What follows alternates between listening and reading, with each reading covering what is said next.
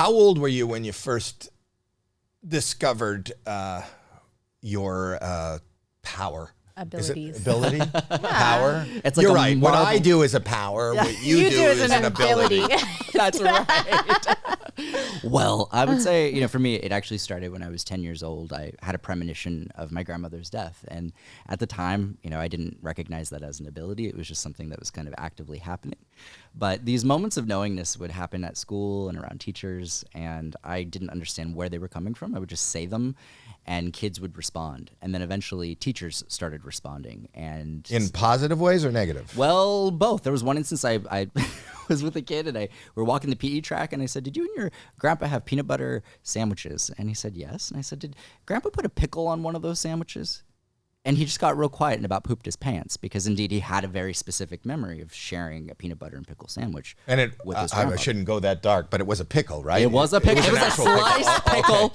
Okay. And it ended up landing. And it's kind of those things, as we even saw in our reading, that are kind of only known between the person that passed and the person receiving the reading that substantiates. But you didn't know what you were doing, right? Like, I still don't.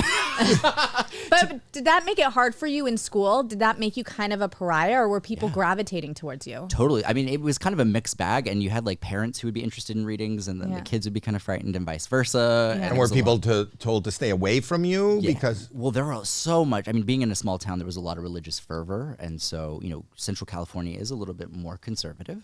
And my parents had a small business in our little town, and so it definitely was one of those things where I didn't want to rock the boat. But there was an instance in middle school, a kid came in and he was going to beat me up with a number of his friends, and my hands were still wet, and I turned around and the door closed. Why were your hands wet? I was washing my hands. Oh, okay. You're my favorite guest ever. I wasn't missing the bowl. No, but I turned around and these words just left my mouth. They said, "Your aunt knows that you were crying with your dad last night and you need to leave me alone." And I just said it point blank to this bully, and his friends looked at him, and they looked at them, and they ran out of the bathroom because he was crying in his dad's arms the night before about the passing of his aunt. So that moment, I didn't understand how it happened. It just did, and it actually protected me.